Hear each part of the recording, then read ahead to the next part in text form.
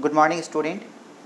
आज हम लोग स्टार्ट करेंगे क्लास 10th के मैथ का त्रिभुज चैप्टर चल रहा था, जिसमें हम लोग 6.1 और 6.2 का थेल्स का प्रमेय, थेल्स का विलोम, 6.1 एक्सरसाइज, 6.2 एक्सरसाइज हम लोग कंफर्म किए, उसको पूरी तरीक़ा से डिस्कशन किए। आज हम लोग स्टार्ट करेंगे नेक्स्ट टॉपिक, नेक्स्ट थ्योरम, जो त्रिभुज की समरूपता के लिए प्रमेय है, और ये तीसरा चैप्टर है त्रिभुज का, जो 6.3 है आपके लिए। तो हम लोग इस टॉपिक में डिस्कस करेंगे त्रिभुज की जो समरूपता है उस बारे में, कि दोनों दो त्रिभुज है तो दोनों त्रिभुज समरूप होने का कंडीशन क्या है। इसमें 3 कंडीशन हम लोग पढ़ेंगे, जिसमें से सबसे पहला होता है ए समरूपता। ए समरूपता अर्थात यदि दो त्रिभुज के संगत कोण आपस में समान हो तो भुजा समानुपाती होंगी और दोनों त्रिभुज समरूप होगा, उसको बोलते हैं ए समरूपता। दूसरा होता है एस समरूपता। इसका मतलब है यदि दो त्रिभुज की भुजाएं आपस में समानुपाती हैं तो उनके संगत कोण बराबर होंगे और वो दोनों त्रिभुज आपस में समरूप होगा। और तीसरा होगा एस समरूपता, अर्थात यदि दो त्रिभुज की दो संगत भुजाएं और उनके बीच का कोण अगर बराबर हो तो दोनों त्रिभुज क्या होगा, आपस में समरूप होगा। इस 3 प्रमेय को हम लोग अभी डिस्कस करेंगे, जिसमें से पहला प्रमेय हमने लिखा है कि प्रमेय कहता है कि यदि दो त्रिभुज के संगत कोण बराबर हों, यदि दो त्रिभुज के संगत कोण बराबर हों तो भुजा समानुपाती होता है और दोनों त्रिभुज समरूप होता है। क्या कहना है मेरा? आज हम लोग त्रिभुज की समरूपता के लिए थ्योरम को पढ़ने जा रहे हैं। उसका कहना है यदि दो त्रिभुज के संगत कोण बराबर हों तो भुजा समानुपाती होता है। यदि दो त्रिभुज के संगत कोण बराबर हों तो भुजा समानुपाती होता है और दोनों त्रिभुज आपस में समरूप होता है। उसका क्या कहना है? यदि दो त्रिभुज के संगत कोण बराबर हों, इसका मतलब क्या दिया हुआ है कि दो त्रिभुज है जिनके संगत कोण क्या है, बराबर हैं, तो भुजा क्या होगा, समानुपाती होगा और दोनों त्रिभुज क्या होगा, समरूप होगा। ओके, तो आपने क्या देखा कि दो त्रिभुज के संगत कोण क्या है, बराबर हैं। तो इस थ्योरम को, और हम लोग पढ़े थे किसी भी थ्योरम को प्रूव करने के लिए हम लोग 4 स्टेप यूज करते हैं, जिसमें से सबसे पहला स्टेप होता है दिया है। सबसे पहला स्टेप होता है हम लोगों को दिया है। तो क्या दिया है? दिया हुआ है कि दो त्रिभुज है। मान लो दो त्रिभुज यहाँ पे है, एक त्रिभुज है आपका ए बी सी और दूसरा त्रिभुज है डी ई एफ। देखेंगे आपके पास दो त्रिभुज है, इस डी ई एफ को हम लोग मान लेते हैं पी क्यू आर, अच्छा लगेगा, पी क्यू आर। आपके पास दो त्रिभुज हैं, एक त्रिभुज है ए बी सी और एक त्रिभुज है पी क्यू आर। क्या दिया है कि दो त्रिभुज के संगत कोण, संगत कोण का मतलब जैसे ए शीर्ष ऊपर है तो देखेंगे कि दूसरे त्रिभुज में कौन ऊपर है, पी ऊपर है, तो ए का संगत कोण पी। अगर बी बाएं तरफ है तो देखिए दूसरे त्रिभुज के नीचे में बाएं कोण है क्यू, तो बी का संगत कोण क्यू, सी का संगत कोण आर। तो ये तीनों एक दूसरे का संगत कोण है। तो क्या कह रहा है कि दो त्रिभुज के संगत कोण बराबर हों, दोनों त्रिभुज का संगत कोण आपस में क्या है, बराबर है, तो भुजा कैसा होगा, समानुपाती होगा। इसका मतलब है क्या दिया है, कोण ए बराबर कोण पी। आपको क्या दे दिया, कोण ए बराबर कोण पी। नेक्स्ट क्या दिया, कोण बी बराबर कोण क्यू, कोण बी बराबर क्या दिया है, कोण क्यू। नेक्स्ट बोलिए, कोण सी बराबर क्या दिया, कोण आर। उसके बाद आपको दिया हुआ है कोण सी बराबर कोण आर, ये दिया है। देखिए ना क्या कह रहा है, यदि दो त्रिभुज के संगत कोण बराबर हों तो ए का संगत कोण पी, दोनों बराबर है, बी का संगत कोण क्यू, दोनों बराबर है, सी का संगत कोण आर, दोनों क्या है, बराबर है। अर्थात दो त्रिभुज है, एक त्रिभुज है ए बी सी और एक है डी ई एफ, दोनों के संगत कोण आपस में क्या है, बराबर हैं। यहां तक दिया हुआ है। अब क्या सिद्ध करना है कि भुजा समानुपाती होगा। आपको सिद्ध क्या करना है, आपको सिद्ध करना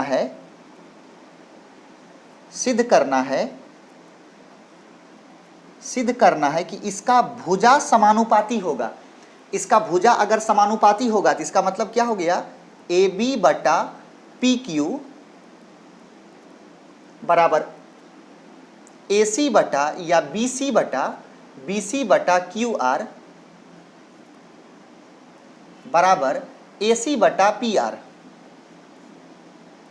भुजा क्या होगा, समानुपाती होगा।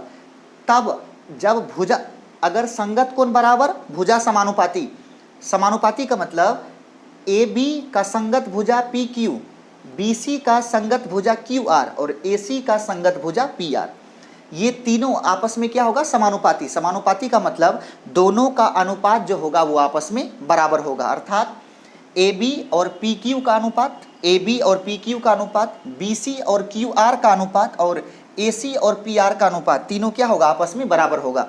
अगर ऐसा हुआ तब क्या सिद्ध करना है, तब सिद्ध करना है कि त्रिभुज ए बी सी समरूप, ये चिन्ह किसका है, समरूप का, किसके समरूप होगा, पी क्यू आर, अर्थात त्रिभुज ए बी सी समरूप होगा किसका, त्रिभुज पी क्यू आर का। त्रिभुज ए बी सी समरूप होगा किसका, त्रिभुज पी क्यू आर का। जो त्रिभुज ए बी सी है वो किसके समरूप होगा, वो त्रिभुज पी क्यू आर के समरूप होगा। ओके जी, त्रिभुज पी क्यू आर के समरूप होगा। त्रिभुज ए बी सी और त्रिभुज पी क्यू आर आपस में कैसा होगा, समरूप होगा। ये दिया है, ये सिद्ध करना है। आगे आप क्या करते हैं, रचना। अब देखिए रचना में आप क्या करेंगे, क्या आपको नीचे दिख रहा है, रचना में क्या करेंगे, हम लोग क्या सोचे, रचना में क्या करना, हम लोग क्या सोचे, हाँ रचना आपको दिख रहा है, दिखेगा सर, दिखेगा।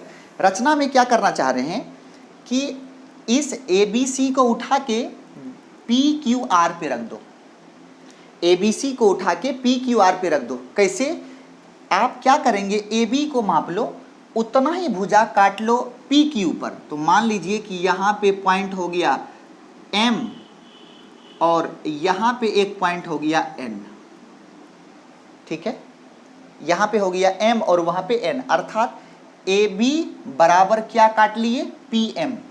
तो लिखेंगे त्रिभुज पी क्यू आर में, त्रिभुज पी क्यू आर में जो त्रिभुज पी क्यू आर है उसमें आपने क्या किया,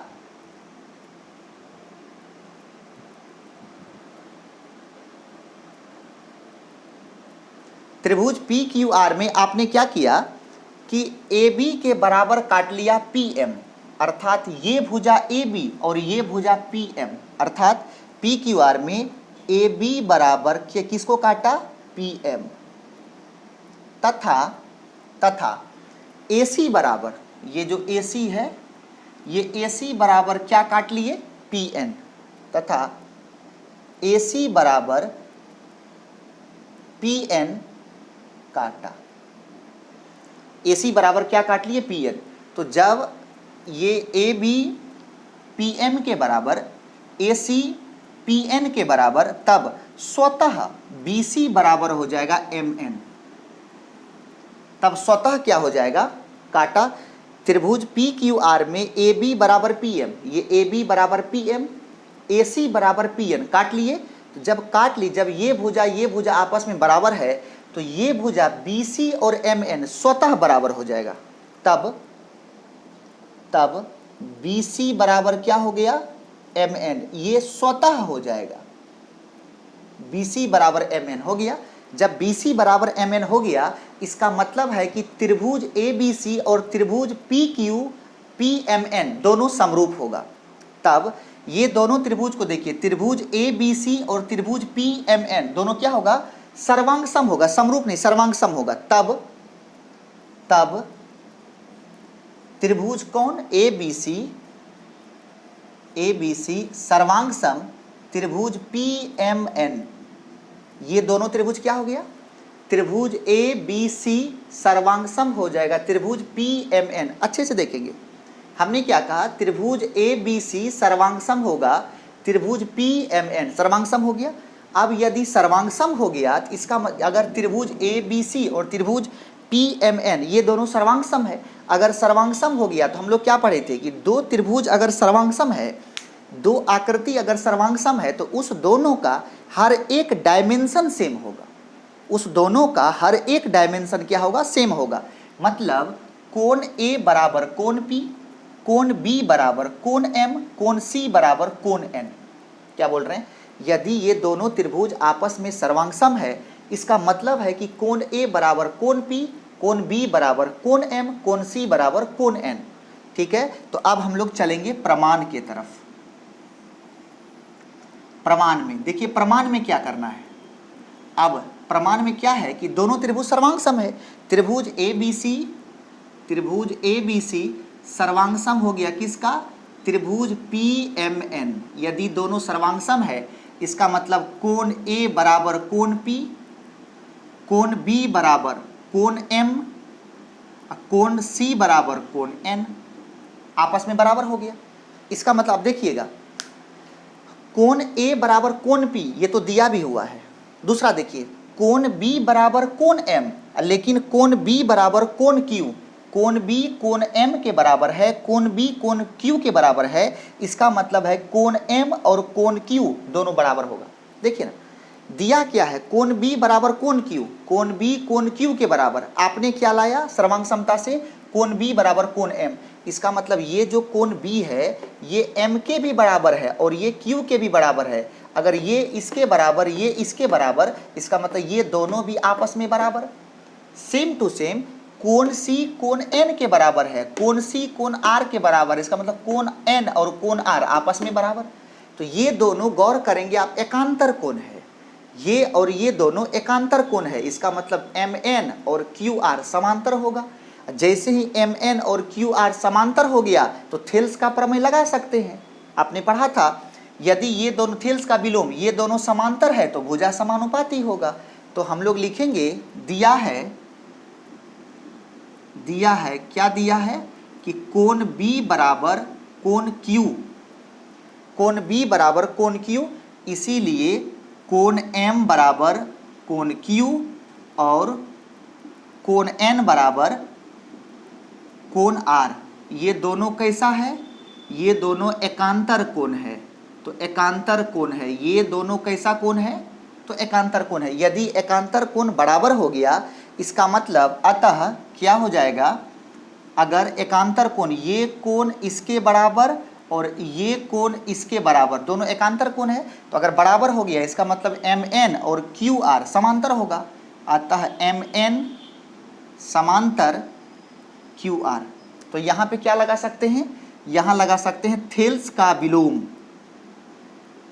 यहाँ आप लगा सकते हैं थेल्स का विलोम। क्या कहता है? यदि ये दोनों समांतर होगा तो भुजा समानुपाती होगा। अगर ये दोनों समांतर होगा तो भुजा क्या होगा? समानुपाती होगा। अब भुजा समानुपाती कैसे? पी एम बटा एम क्यू या पी एम बटा पी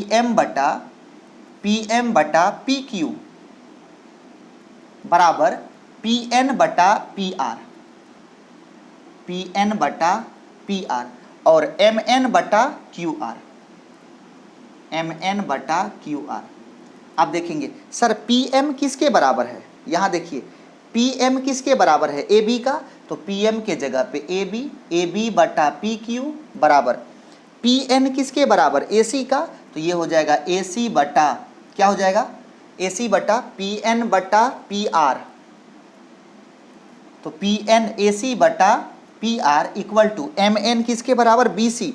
तो ये हो जाएगा बी सी बटा क्यू आर। क्या हो गया? यहाँ देखिए भुजा क्या हो गया? समानुपाती। ए बी बटा पी क्यू बराबर ए सी बटा पी आर बराबर बी सी बटा क्यू, भुजा समानुपाती। इसीलिए जब भुजा समानुपाती हो गया तो दोनों त्रिभुज क्या होगा? समरूप। इसीलिए त्रिभुज ए बी सी समरूप हो जाएगा किसका? त्रिभुज पी क्यू आर। त्रिभुज ए बी सी समरूप हो गया त्रिभुज पी क्यू आर। यही आपको प्रूफ करना था। प्रमेय क्या है? यदि दो त्रिभुज के संगत कोण बराबर हो तो भुजा समानुपाती होता है और दोनों त्रिभुज समरूप होता है। ये समरूपता का पहला प्रमेय था और इसी को बोलते हैं हम लोग, इस समरूपता का नाम है ए समरूपता, अर्थात एंगिल एंगिल एंगिल समरूपता। कोण कोण कोण, क्योंकि इसमें यूज क्या किए हैं यहाँ देखिए ना, एंगिल एंगिल एंगिल अर्थात दोनों त्रिभुज के संगत कोण बराबर हैं। इसका मतलब दोनों त्रिभुज का तीनों कोण आपस में संगत रूप से क्या है? बराबर है। और बराबर होने की वजह से भुजा समानुपाती होगा और जैसे ही भुजा समानुपाती होगा तो दोनों त्रिभुज क्या होगा? समरूप होगा। अब जरा सा हम लोग चलते हैं इसका उल्टा। इसमें हम लोग कोण का यूज किए हैं, अब अगली बार हम लोग भुजा का यूज करेंगे। भुजा का यूज करने का मतलब यदि दोनों त्रिभुज के संगत भुजा आपस में समानुपाती हों तो उनके कोण बराबर होंगे और वो दोनों त्रिभुज आपस में समरूप होगा। क्या कहना है? अगला प्रमेय क्या होगा? यदि दोनों त्रिभुज की संगत भुजाएं आपस में समानुपाती हों, यदि दोनों त्रिभुज की संगत भुजाएं आपस में समानुपाती हों तो उनके कोण, उनके संगत कोण आपस में बराबर होंगे और वो दोनों त्रिभुज समरूप होगा। तो अगला प्रमेय क्या होगा जरा वो देखिए। पहले सबसे पहले आप इसको जल्दी से नोट करिए। अगला प्रमेय होगा आपके सामने, यदि देखेंगे आप अच्छे से, अगला प्रमेय होगा आपके सामने, यदि दो त्रिभुज की संगत भुजाएं समानुपाती हों तो उनके कोण बराबर होंगे, उनके संगत कोण बराबर होंगे, संगत कोण बराबर होंगे और दोनों त्रिभुज समरूप होगा। ये अगला प्रमेय है। 3 बार पढ़िए, कम से कम 3 बार पढ़िए, कम से कम 3 बार आप इस थ्योरम को पढ़ेंगे। अगला क्या है? पीछे इसमें गौर कीजिए, आप तीनों भुजा की बात हुई है। इसका मतलब यदि तीनों भुजा की बात की गई है तो ये कौन सा प्रमेय होगा? एस एस एस समरूपता होगा। साइड साइड साइड अर्थात भुजा भुजा भुजा। तो यह क्या बोल रहा है कि यदि दो त्रिभुज की संगत भुजाएं समानुपाती हों तो उनके संगत कोण बराबर होंगे और दोनों त्रिभुज समरूप होगा। फिर से सबसे पहली बात क्या दिया है कि दो त्रिभुज की संगत भुजाएं कैसी हैं? समानुपाती हैं। तो सबसे पहले आपको दिया क्या है वो देखो। आपको क्या दिया है जरा ये देखिए। आपको दिया है कि दो त्रिभुज है, एक त्रिभुज का नाम है ए बी सी और दूसरे त्रिभुज का नाम है डी ई एफ। ऐसा दिया हुआ है। दो त्रिभुज है, एक त्रिभुज है ए बी सी और एक त्रिभुज है डी ई एफ। क्या कहना है? कहना है कि दो त्रिभुज है आपके पास, एक त्रिभुज है ए बी सी और एक त्रिभुज है डी ई एफ। दिया क्या है? देखिए इसमें क्या दिया है, यदि दो त्रिभुज की संगत भुजाएं समानुपाती हो, दोनों त्रिभुज की भुजाएं कैसी है? समानुपाती। इसका मतलब ए बी और इसका संगत भुजा है डी ई, मतलब ए बी बटा डी ई बराबर, उसके बाद बी सी का संगत हो गया ई एफ, इसका मतलब बी सी बटा ई एफ बराबर, और ए सी का संगत कौन हो गया? ए सी का संगत हो गया डी एफ। तो ये हो जाएगा ए सी बटा डी एफ। क्या बोल रहा है? संगत भुजाएं समानुपाती हैं तो दोनों तीनों का अनुपात क्या हो गया? बराबर। तो उनके संगत कोण बराबर होंगे। तब आपको सिद्ध करना है, अच्छे से देखेंगे, बहुत हल्का है। सिद्ध करना है कि कोण ए बराबर कोण डी, संगत कोण ए का संगत कोण डी, ए का संगत कोण कौन सा हो गया? डी। बी का संगत कोण ई, बी कोण, इसका मतलब कोण ए बराबर कोण डी, कोण बी बराबर कोण ई और कोण सी बराबर कोण एफ, कोण सी बराबर कोण एफ। ये होगा यदि दो त्रिभुज की संगत भुजाएं समानुपाती हों, ये दिया हुआ है, तब क्या होगा? संगत कोण बराबर होगा। तो क्या सिद्ध करना है? कोण ए बराबर कोण डी, कोण बी बराबर कोण ई, कोण सी बराबर कोण एफ, और तब दोनों त्रिभुज समरूप होगा। त्रिभुज ए बी सी समरूप त्रिभुज डी ई एफ होगा। ये चीज अगर ये बराबर हो गया तो ये स्वतः हो जाएगा। ओके, नेक्स्ट अब क्या करना है आपको? रचना वही है जो हमने आपको सिखाया था। क्या करना है? ए बी सी को उठा के डी ई एफ पे रख दो, ए बी सी को उठा के त्रिभुज डी ई एफ पे रख दो। लिखेंगे त्रिभुज डी ई एफ पर ए बी बराबर हम काट लिए डी पी, ए बी बराबर डी पी काट लिए और ए सी बराबर डी क्यू काट लिए, ए सी बराबर डी क्यू काटा। क्या किए? अब देखो, ए बी बराबर डी पी काटे, ए सी बराबर डी क्यू काटा, तथा पी क्यू को मिला दिया। पी क्यू को क्या करेंगे? मिला दिया। अब जैसे ही मिला दिया तो आपको एक त्रिभुज मिल गया पी डी पी क्यू मिल गया। इसका मतलब है कि यदि ए बी बराबर डी पी है और ए सी बराबर डी क्यू है तो आपको पीछे भी लेक्चर में बताए हैं पिछले थ्योरम में कि बी सी बराबर पी क्यू स्वतः हो जाएगा, बी सी बराबर पी क्यू स्वतः हो जाएगा। इसका मतलब दोनों त्रिभुज क्या हो गया, सर्वांग सम। यदि यहाँ पे क्या है, अब जरा सा चलेंगे हम लोग प्रमाण में चलेंगे। प्रमाण में क्या हुआ कि यहाँ पे क्या है, यहाँ पे ए बी बराबर डी पी है और ए सी बराबर डी क्यू है तथा स्वतः क्या हो जाएगा, बी सी बराबर पी क्यू। बी सी बराबर, तीनों भुजा बराबर हो गया आपस में। यदि ये तीनों आपस में बराबर हो गया इसका मतलब दोनों जो त्रिभुज होगा वो दोनों त्रिभुज सर्वांग सम। इसीलिए त्रिभुज ए बी सी सर्वांग सम त्रिभुज डी पी क्यू दोनों सर्वांग सम हो गया। सर्वांग सम, यदि दो त्रिभुज सर्वांग सम हो गया तो उनके बताए थे उनकी सभी बीमाएं आपस में समान होंगी। उनकी भुजा समान है तो कोण भी क्या होगा, समान होगा। हम लोग 7th 8th में पढ़े थे कि बराबर वाले भुजा के सामने का कोण बराबर होता है। इस प्रकार तो आगे क्या होगा, प्रमाण में दोनों त्रिभुज सर्वांग सम है इसीलिए संगत कोण बराबर होगा। संगत कोण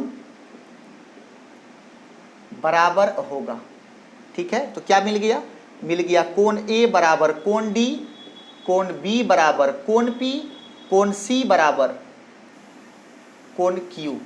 क्या मिला, कोण ए बराबर कोण डी, कोण बी बराबर कोण पी, कोण सी बराबर कोण क्यू। संगत कोण बराबर हो गया। अब देखिए, लेकिन बोलता है भुजा समानुपाती है। अब देखिए ना, तो आपको क्या दिया हुआ है कि भुजा समानुपाती है। तो ए बी बराबर यदि डी पी है इसका मतलब त्रिभुज ये जो आपका डी ई एफ है, त्रिभुज डी ई एफ में देखिएगा, त्रिभुज डी ई एफ में इसका मतलब है कि ये देखिए आप ए बी बराबर डी ई, तो ए बी किसके बराबर है, डी पी। तो इसको देख करके लिख सकते हैं डी पी बटा डी क्यू डी ई बराबर हो जाएगा डी क्यू बटा डी एफ, डी क्यू बटा डी एफ, क्योंकि ए सी किसके बराबर है, डी क्यू के बराबर। तो यदि त्रिभुज के भुजा समानुपाती हैं तब थेल्स के अनुसार आपने क्या बोला था कि यदि त्रिभुज की भुजाएं समानुपाती हैं इसका मतलब पी क्यू और ई एफ क्या होगा, समांतर होगा। इसीलिए पी क्यू समांतर ई एफ होगा। पी क्यू क्या हो गया, समांतर हो गया ई एफ का। इसका मतलब यदि पी क्यू और ई एफ समांतर हो गया तो ये कोण और ये कोण एकांतर है, ये कोण और ये कोण एकांतर है। तो अगर समांतर होगा तब एकांतर कोण बराबर होगा। एकांतर कोण कैसा होगा, बराबर होगा। अर्थात कोण P बराबर कोण E, कोण P बराबर कोण E और कोण Q बराबर कोण F, कोण Q बराबर कोण F। लेकिन कोण P किसके बराबर है, कोण B का। देखो ना, कोण P किसके बराबर है, कोण B का। देखेंगे हम लोग लिखेंगे कोण P किसके बराबर है। ये दोनों त्रिभुज आपस में समरूप है, सर्वांग सम है। तो कोण P बराबर है कोण B, तो P के जगह पे B लिख सकते हैं। तो कोण B बराबर हो गया कोण E और कोण Q किसके बराबर है, कोण Q C के बराबर। तो कोण C बराबर कोण F, कोण A बराबर कोण D, यहाँ लिखा हुआ है कोण A बराबर कोण D। इसका मतलब दोनों त्रिभुज के संगत कोण A बराबर कोण D, यहाँ पे कोण B बराबर कोण E, यहाँ पे कोण C बराबर कोण F, यहाँ पे तीनों संगत कोण क्या हो गया, आपस में बराबर।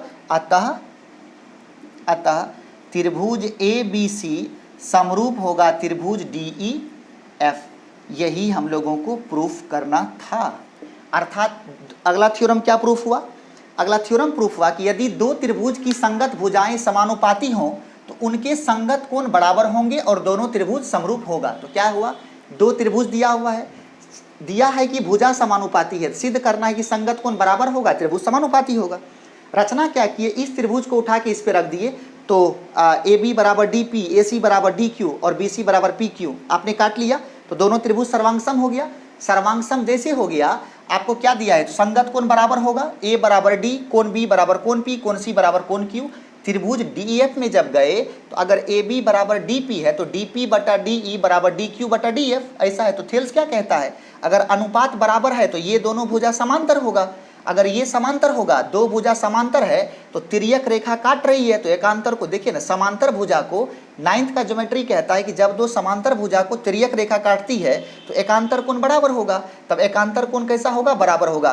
कोण P कोण E एकांतर है, कोण Q कोण F एकांतर है, दोनों बराबर हो गया।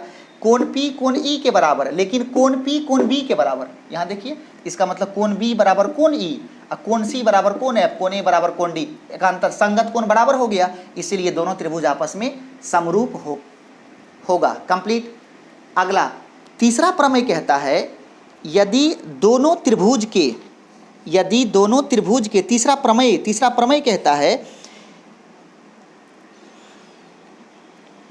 कि यदि दो त्रिभुज के एक संगत कोण बराबर हों और संगत कोण बनाने वाली दोनों भुजा समानुपाती हों, तब वह दोनों त्रिभुज आपस में समरूप होगा। देखिए अगला थ्योरम क्या कहता है।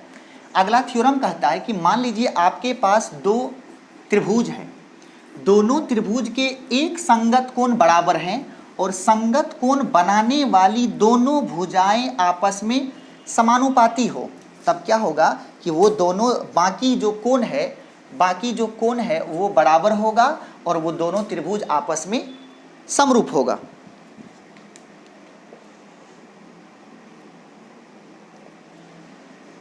इसका कहना है, यदि दो त्रिभुज के एक संगत कोण बराबर हों तथा संगत कोण बनाने वाली भुजा समानुपाती हो तो दोनों त्रिभुज समरूप होगा। देखिए क्या कह रहा है, तीसरा थ्योरम कहता है, यह है आपका SAS समरूपता। SAS दो भुजा होगा और उसके बीच का एक कोण होगा, SAS समरूपता। क्या कह रहा है, यदि दो त्रिभुज के एक संगत कोण बराबर हो तथा संगत कोण बनाने वाली भुजा समानुपाती हो तो दोनों त्रिभुज समरूप होगा। अर्थात देखिए दिया हुआ क्या है, आज आपको दिया है क्या कि दो त्रिभुज है। आपको क्या दिया है कि दो त्रिभुज है। एक त्रिभुज हो गया, आज आपके पास दो त्रिभुज है, एक है ABC और एक है आपका PQR, ये दो त्रिभुज है। और कहना क्या है कि इस दोनों त्रिभुज की एक संगत कोण बराबर है। ये दो त्रिभुज है, इसका एक संगत कोण बराबर है। इसका मतलब मान लो A और इसका संगत कोण P, ये दोनों बराबर है। तो आपको क्या दिया है कि कोण A बराबर कोण P तथा संगत कोण बनाने वाली भुजा कौन है, तो संगत कोण बनाने वाली भुजा है AB और AC। बोला ये दोनों समानुपाती है, मतलब AB बटा PQ बराबर AC बटा PR।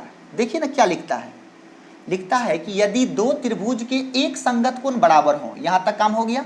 एक संगत कोण A और एक हो गया कोण P, ये दोनों बराबर है, तथा संगत कोण बनाने वाली भुजा, ये संगत कोण जैसे A है तो कौन बनाया, AB और AC बनाया। संगत कोण P है तो कौन बनाया, PQ और PR बनाया। तो संगत कोण बनाने वाली भुजा समानुपाती है, मतलब AB बटा PQ बराबर AC बटा कौन हो गया, PQ नहीं PR समानुपाती हो, तब क्या होगा, दोनों त्रिभुज समरूप होगा। तब सिद्ध क्या करना है, क्या आपको सिद्ध करना है कि त्रिभुज ABC समरूप होगा त्रिभुज PQR। त्रिभुज ABC समरूप होगा किसका, त्रिभुज PQR का। अब सबसे पहले चलेंगे रचना, जो आप करते हो। आप क्या करते हैं, आपने कहा कि सर क्या करेंगे, ABC को उठा के PQR पे रख देंगे और मान लेंगे AB बराबर PD और AC बराबर PE काटा। त्रिभुज PQR में AB बराबर PD तथा AC बराबर PE काटा, PE काटा तथा DE को मिला दिया, DE को मिला दिया, मिला दीजिए, DE को बोला मिला दिया, मिला दिए, आपको एक त्रिभुज मिला PDE, लेकिन ये त्रिभुज को ही उठा के आपने PDE पे रखा। तो प्रमाण में चलेंगे, प्रमाण में चलेंगे। आपने क्या देखा प्रमाण में?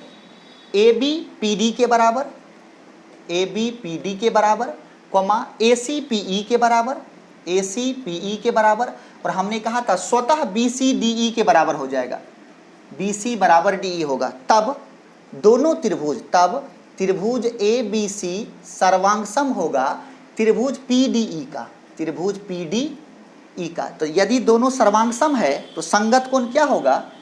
इसीलिए संगत कोण बराबर होगा, संगत कोण बराबर होगा। संगत कोण क्या होगा? बराबर होगा। मतलब कोण A बराबर कोण P, कोण B बराबर कोण D, कोण C बराबर कोण E, कोण C बराबर, ये संगत कोण क्या हो गया? ये संगत कोण बराबर हो गया। आप देखेंगे संगत कोण बराबर हो गया। यदि संगत कोण बराबर हो गया, आप देखेंगे संगत कोण, अब क्या दिया है कि भुजा समानुपाती। या देखिए दिया है में क्या है? दिया में है कि AB बटा PQ, AB बटा PQ बराबर AC बटा PR। लेकिन AB किसके बराबर है? AB PD के बराबर। तो लिख सकते हैं PD बटा PQ बराबर AC किसके बराबर? PE। तो PE बटा PQ। तो इस त्रिभुज में ये भुजा का अनुपात बराबर है। तो थेल्स क्या बोला? थेल्स बोला कि DE समांतर PR होगा, इसीलिए DE समांतर PR होगा। तो यदि दो भुजा समांतर हो गया, DE और PR नहीं QR, DE समांतर QR होगा। तो ये दोनों अगर समांतर हो गया और ये तिर्यक रेखा है तो एकांतर कोण बराबर होगा, इसीलिए एकांतर कोण बराबर होगा। एकांतर कोण क्या होगा? बराबर होगा। इसका मतलब कोण D बराबर कोण Q, कोण D बराबर कोण Q, ये वाला ये कोण E बराबर कोण R, कोण E बराबर कोण R। लेकिन कोण D किसके बराबर है? कोण B के बराबर, इसीलिए कोण B बराबर कोण Q और कोण E C के बराबर। तो कोण C बराबर कोण R, और दिया है A बराबर P, A बराबर P। त्रिभुज का तीनों संगत कोण बराबर हो गया। और हमने कहा था संगत कोण जैसे बराबर होगा, भुजा समानुपाती होगा और त्रिभुज समरूप होगा। लिखेंगे अतः त्रिभुज ABC समरूप होगा त्रिभुज किसका? PQR का, त्रिभुज PQR। और यही हम लोगों को साबित करना था। हम लोग आज 3 प्रमेय को साबित किए। एक था यदि दो त्रिभुज के संगत कोण आपस में बराबर हों तो उनके भुजा समानुपाती होंगे और वो दोनों त्रिभुज समरूप होगा, आज का थ्योरम नंबर 1। दूसरा थ्योरम था, और इसको बोलते हैं AAA, दूसरा है SSS, मतलब यदि दो त्रिभुज की संगत भुजाएं समानुपाती हैं तो उनके कोण आपस में बराबर होंगे और वो दोनों त्रिभुज समरूप होगा। तीसरा थ्योरम है कि यदि दो त्रिभुज के एक संगत कोण और संगत कोण बनाने वाली दोनों भुजाएं आपस में समानुपाती हों तो वह दोनों त्रिभुज आपस में समरूप होगा।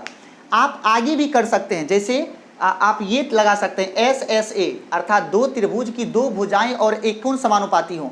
लेकिन अगर ऐसा कंडीशन होगा तो यदि दो त्रिभुज की भुजाएं समानुपाती होता है तो तीसरा खुद ब खुद समानुपाती होगा और वो दोनों त्रिभुज आपस में समरूप हो जाएगा। मतलब कि ये तीनों थ्योरम इस प्रकार का है जिसमें कि बाकी जो भी बीच का थ्योरम है वो सभी के सभी इसमें इन्वॉल्व स्वतः हो जाता है। इसीलिए आपके पास ये बेसिक तीन थ्योरम है। पहला थ्योरम है आज का, यदि दो त्रिभुज के संगत कोण बराबर हों तो भुजा समानुपाती होंगी, दोनों त्रिभुज समरूप होगा। दूसरा थ्योरम है आपका कि यदि दो त्रिभुज की संगत भुजा समानुपाती हों तो उनके संगत कोण बराबर होंगे और वो दोनों त्रिभुज समरूप होगा। और तीसरा थ्योरम है आज का, यदि दो त्रिभुज के एक संगत कोण बराबर हों और उस संगत कोण को बनाने वाली दोनों भुजाएं आपस में समानुपाती हों तो वो दोनों त्रिभुज आपस में समरूप होगा। ओके, अब हम आप लोगों को इस थ्योरम, तीनों थ्योरम को पढ़ने के बाद, इस लेक्चर को देखने के बाद एक नया चैप्टर होमवर्क देते हैं जो है आपका 6.3। ये आपका होमवर्क है NCERT का 6.3। आपको बैठ करके बनाना है A to Z क्वेश्चन को। हम इसको अलग से डिस्कस करेंगे और नेक्स्ट लेक्चर में हम लोग सबसे पहले इसको डिस्कस करेंगे और अगले टॉपिक मतलब 6.4 की तरफ एंट्री करेंगे। ओके, आप जहाँ कहीं भी हैं स्वस्थ रहिए, मज़े से पढ़िए और आप मैथ को इस तरीके से पढ़िए कि आपको मैथ अपने खून में उसको घुला देना है, जैसे कि ब्लड में हेमोग्लोबिन घुला हुआ है, ऑक्सीजन घुला हुआ है। Okay, thank you so much, मिलते हैं नए लेक्चर में। Thank you.